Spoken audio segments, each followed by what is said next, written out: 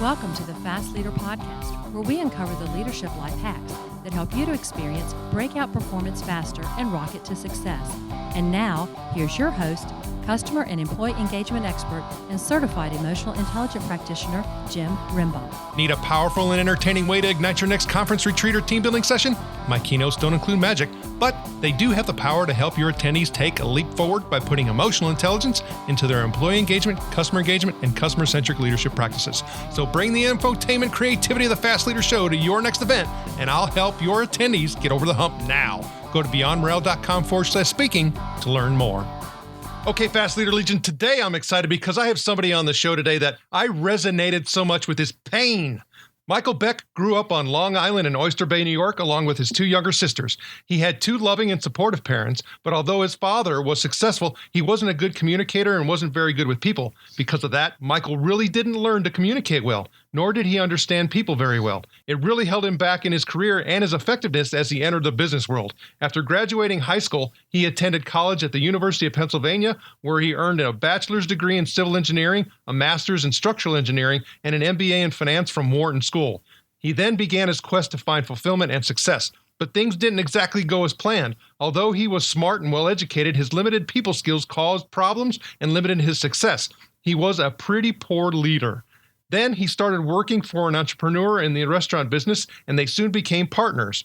His partner seemed to be able to talk with people effortlessly, and Michael began learning how to be a better communicator. Michael studied social styles and soon gained the ability to read people, changing how he communicated to better connect with just about anyone. After many years of working with numbers as an engineer and then a financial executive, he discovered he liked working with people more than he liked working with numbers. He considered himself a recovering analytical. He found that he enjoyed understanding people and helped them succeed. Michael finally became an executive coach about 17 years ago, where he found his passion, his fulfillment, and his success.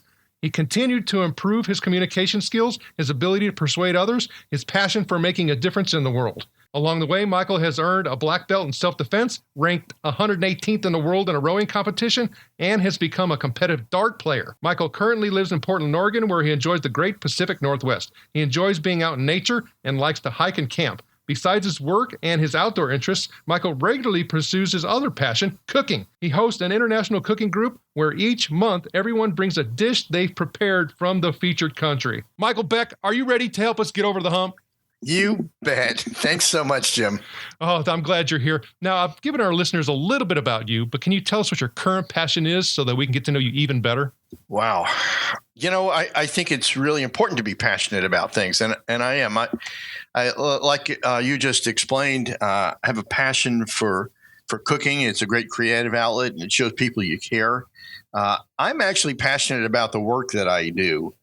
Where a lot of folks do work and they find it draining, I find it energizing. And so I'm passionate about it. I'm passionate about helping people understand people and be better communicators. And, I like helping people do what I did, which is learn to be better with people. Well, and I had mentioned a moment ago that your story resonated with me because as I was reading and learning more about you, it was too easy to reflect upon myself, going through and, being what you had said, clueless. I didn't even know that I was being poor. That was the sad part, right? And people would say some things to me and I'd be in complete shock, like, why are you so angry all the time? Or how come you don't care about people? And that wasn't my nature at all. But that's how I was coming across, and looking back, frankly, I'm a little ashamed by it.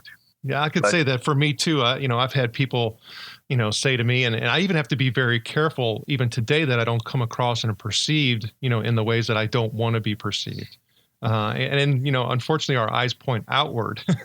That's right. And we often don't see those things. And we do need people around us that, can be our confidant and who can tell us, the truth and that we can, take it and hopefully do something with it. But in today's society, there's something that has been really seen as a very negative light. And if you look up the definition of it, it really talks about innocence. And that is the word ignorant. If you look up the word ignorant, it talks about innocent unknowing. However, in this society that we have today, it has been seen as a very bad thing to either call somebody ignorant or to say that yourself you are ignorant about something. It's a weakness instead of being a potential opportunity to build strength. Well, I mean, you're absolutely right. I mean, I think whenever anyone in this day and age hears the term ignorant, it is absolutely a negative connotation and not an opportunity at all. And I mean, frankly, it's just a reflection that some words over time change their meaning. So where ignorant may have been, let's say, neutral, a neutral term, right now, not so much. And I don't think we're about to change that just because we have a new insight into the at least the origins of the word. That's a good point. I was also reading your book. You had mentioned something that to me was a really important point that I think we need to discuss, and that is, as you were going through your transformation process, you talked about reading a lot and observing a lot. Yes. But Yes. there's I think to me, the real differentiator is you talked about practicing. Well, I'm glad you brought that up because I talk and I see and I meet so many people who they'll buy books and they'll read and they'll go to programs and courses. But the fact is they never actually put it into play. They never implement any of it. And unless you practice it, you can't get better at it. I over my career, I've worked for a lot of poor leaders, and you have the choice of either using them as a model and then imitating them, or observing what they're doing and resolving not to do that, not to be that kind of leader. And so I think for the first years, I mirrored them. And then after that, realized I didn't feel good about any of that and felt that there had to be a better, more positive, more expansive way to lead, and decided that what they were doing was ineffective. And it turned out I was right. So when you start talking about actually going through and practicing something that you either read about or you experience about, how do you go through the practicing process? Part of it kind of relates back to something you said a few minutes ago. And I wanted to comment on that because it's a good fit with what we're talking about now. I don't care how smart somebody is, how much education they've had, how many years of experience they've had. Everyone has blind spots. They can't always see what they're not getting. So one of the challenges with practicing better leadership is typically it's about breaking old habits and starting new ones. But many times we can't actually see what we're doing wrong, right? Like you and I talked about early in our careers, we were clueless. We didn't even know we needed to change. And that's the part of the problem. But if you can become aware of the habits you want to change, and because I do this with clients all the time, is when you have a new perspective and you want to develop a new habit, you have to be mindful of the kinds of interactions and opportunities that arise where that's pertinent. And then even if you screw it up, as we typically do, because we do it habitually, as long as you recognize that you screwed it up, you're making progress, right? It's when we don't recognize it that nothing happens. So when you recognize that we haven't done something quite right, we can either, and I've done this, I've stopped right in the middle of a sentence and said, you know what? I have to apologize. I keep doing this and I don't want to. That's not me.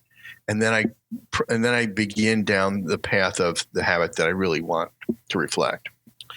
And the other is, even if I've done it wrong, but out of habit, and then after the person leaves, I go, I did it again. I will actually go back after them and say, look, I've got to apologize because this is a habit I'm trying to break, and I've done it this way, and here's how I really feel and think it should be done. So I wanted to apologize to you. And that's a good way to start building a new habit. You embody what you really want to be. To me, thanks for sharing that, because I started thinking about, as you were describing that, a very important word that has come up with different folks that I've had the opportunity to meet with over the course of the past couple of years just doing the Fast Leader Show, and that is intent, and being able to convey and communicate openly what your actual intent is, because otherwise people are making their own interpretations on your behalf. Well, I need to talk about that a little bit because it's a brilliant observation. You know, in your intro, you referred to my term as a recovering analytical. And analytical people by their nature tend to be very close to the vest. They don't reveal much about themselves and they don't pry into other folks. And I learned over the years that actually allowing people to get to know the real you makes you far more effective as a leader than putting this suit of armor on and keeping everybody out. So I've learned that revealing a bit about ourselves allows us to be real and relatable, and people respond to us much more than if we pretend that we're perfect. You talk about eliciting excellence in others. How do you actually do that? So, years ago, I got reflecting on leadership. And you read a lot of books about how to be a better leader and promoting better leadership, but I never actually read anything about why better leadership does make a difference. So I thought about it for a long time. And to me, good leaders, what makes them good leaders, what makes the difference is that they bring out the best in people. And it's that drives results. And therefore, the leader becomes a great leader. So I use the term eliciting excellence. It's bringing out the best in people. And I think that's one of the main jobs of a leader. Yes, there are other aspects to leadership like good strategy and good decisions, but a great leader brings out the best in folks. If you think about the whole corporate structure, leaders actually don't do much work.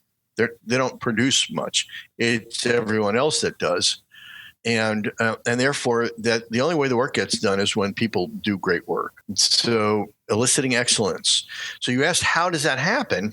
It's really very interesting. When you hire somebody, have you ever hired people in your career? Oh, yes. Hundreds. Oh, yeah. All right. So this. When you hire somebody, if you've done a good job, they're enthused. They're excited to be there, and they're thinking about ways to make a difference.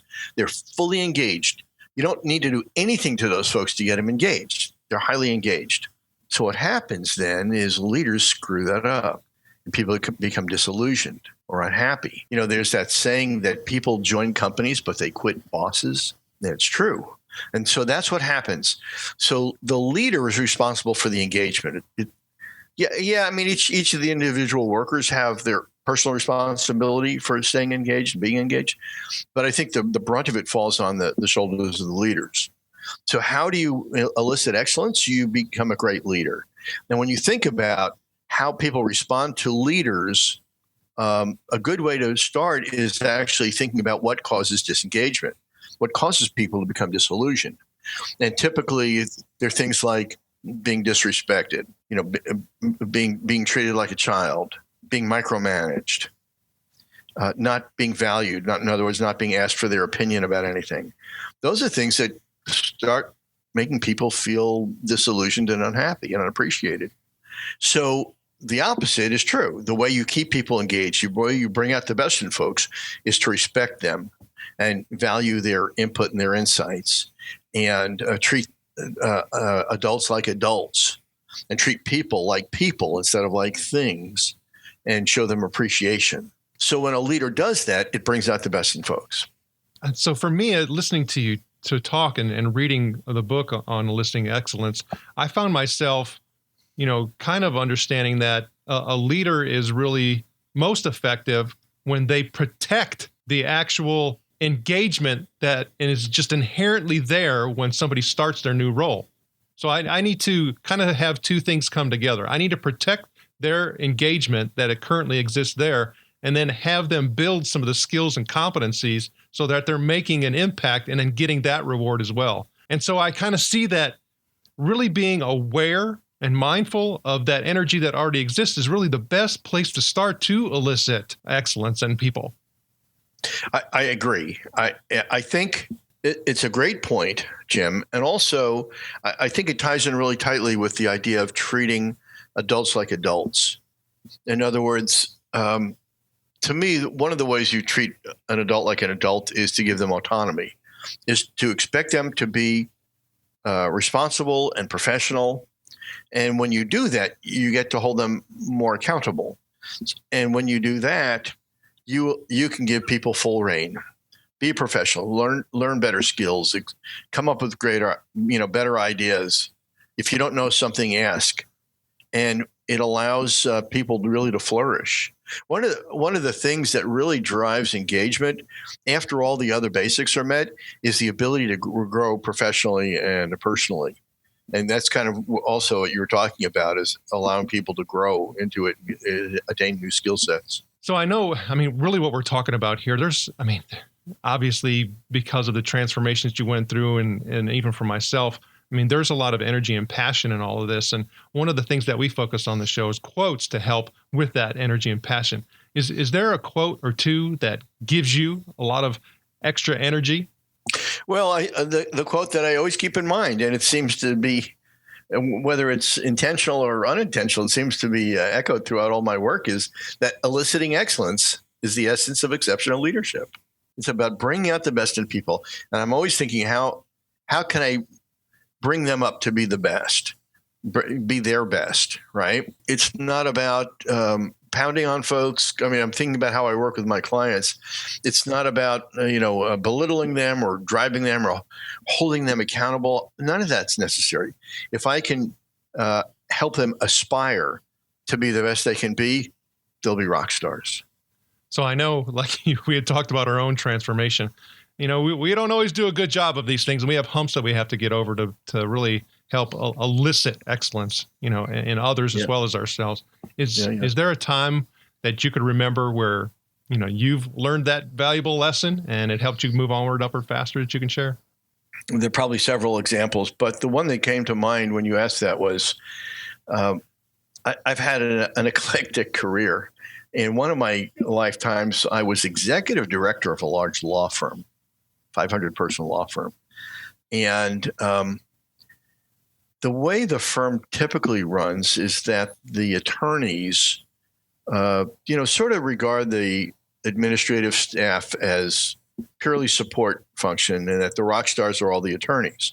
And I was in charge of the administrative end of things.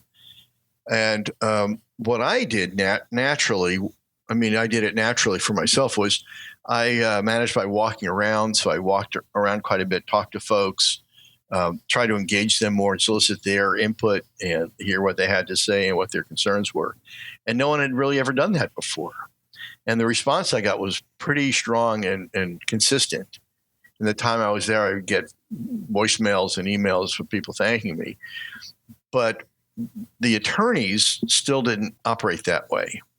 And oddly enough, at the end of the day, that was one of the things that sort of ended my tenure there, is difference in operating philosophies. And so that was a hump that I don't know if you call it a hump, but it was an aha moment where I really I saw the impact of caring about people and treating people like people as opposed to treating them like things. So I dare to say that you probably had, during your tenure there, where you bumped into, folks that were responsible for, the lawyer behavior, whether it was specific lawyers or the partner in charge of all of those folks. Yes. And you tried to voice and communicate that particular issue. What happened in that conversation? That was a good insight on your part. They like to micromanage everything. They were at the top of the heap in their mind. And so we butted heads. They wanted to dictate how everything was done and didn't want to relinquish any authority at all. And so ultimately that was the demise of the relationship. That's what happened. And it was one of the factors that started driving me towards becoming an executive coach, because I felt I could make a greater impact from outside of an organization than from within it. Now, not meaning to be petty in any way, but I know for me, I often reflect back and I'm like, well, what happened with that organization and those people? So what happened? Well, I actually have the highest regard for that law firm. They're a great law firm, and I have no ill feelings towards them. It's sort of that culture that's ingrained, I think, in the high-powered attorneys. And I haven't followed the careers. I know the managing partner who had moved in there actually passed away. So things have changed somewhat. But as far as I know, they've grown as an organization, as a law firm. It's so funny because they have lots of people that work for them under that scenario, under that culture. It wasn't a good fit for me. That's all I know. Well, I think that's a really good point, but it takes a while for us to come to that realization. And I know you talked about working with a lot of clients, and you talked about a lot of these passions, everything from, the rowing to professional competitive dart throwing. So when you start looking at all of these things that you have going, what's one of your goals? Well, one of my passions is my business, as opposed to, in addition to my hobbies. And of late, I just have made a decision to move from being a successful solopreneur to building a larger company. And so that's what's going on right now. And it's about to take off. Things are coming together really nicely. So it's a very exciting time in my business. And the Fast Leader Legion wishes you the very best. Now, before we move on, let's get a quick word from our sponsor. An Even Better Place to Work is an easy-to-use solution that gives you a continuous diagnostic on employee engagement along with integrated activities that will improve employee engagement and leadership skills in everyone. Using this award-winning solution is guaranteed to create motivated, productive, and loyal employees who have great work relationships with their colleagues and your customers. To learn more about An Even Better Place to Work, visit beyondmorale.com/better. All right, here we go, Fast Leader Legion. It's time for the Hump Day Hoedown. Okay, Michael, the Hump Day Hoedown is the part of our show where you give us good insights fast. So I'm going to ask you several questions, and your job is to give us a robust yet rapid responses that are going to help us move onward and upward faster. Michael Beck, are you ready to hoedown? As long as I don't have to talk as fast as you. Sounds good. So have at it. All right. So what do you think is holding you back from being an even better leader today? Good question. So like I spoke of a minute ago, moving from being a solo to a team of sharp, experienced professionals. And the challenge is that it requires me to allow them to be the smarter person. What is the best leadership advice you have ever received? Well, I think it comes from the book Drive. And people respond best when you allow them to be professional and responsible. In other words, giving them autonomy, treating adults like adults. What is one of your secrets that you believe contributes to your success? Well, I think it's my ability to see others' perspectives and my ability to change people's perspectives accordingly. What would be one book, and it could be from any genre, that you'd recommend to our listeners? Can I recommend more than one? You sure can. We're also going to put a link to your book, Eliciting Excellence, on the show notes page as well. Thank you. So one of the books I strongly recommend is called Leadership and Self-Deception. It's by the Arbinger Institute. And that's where I got the insight of treating people like people. The other book I just mentioned is Drive by Daniel Pink, which is what I call treating adults like adults, giving autonomy. And then the third book would be my book, Eliciting Excellence. Okay, Fast Leader listeners, you can find links to that and other bonus information from today's show by going to fastleader.net/Michael Beck. Okay, Michael, this is my last Hump Day Hoedown question. Imagine you were given the opportunity to go back to the age of 25, and you've been given the opportunity to take the knowledge and skills that you have now back with you. But you can't take everything back. You can only choose one. So what skill or piece of knowledge would you take back with you, and why? Well, I think that the answer is probably one you might guess. If you remember, I spoke about back then, I really treated people poorly as a leader back then. And so if I had to take just one skill back that I have now, I'd take back my appreciation for the importance of treating people like people. And it makes a difference because people respond to that instead of being regarded as things that can be discarded. Michael, it was an honor to spend time with you today. Can you please share with the Fast Leader Legion how they can connect with you? Oh, absolutely. I'd love for them to visit our website, my website. It's michaeljbeck.com, MICHAEL, letter J, BECK.com. Michael Beck, thank you for sharing your knowledge and wisdom. The Fast Leader Legion honors you and thanks you for helping us get over the hump. Thank you for joining me on the Fast Leader Show today. For recaps, links from every show, special offers, and access to download and subscribe, if you haven't already, head on over to fastleader.net so we can help you move onward and upward faster.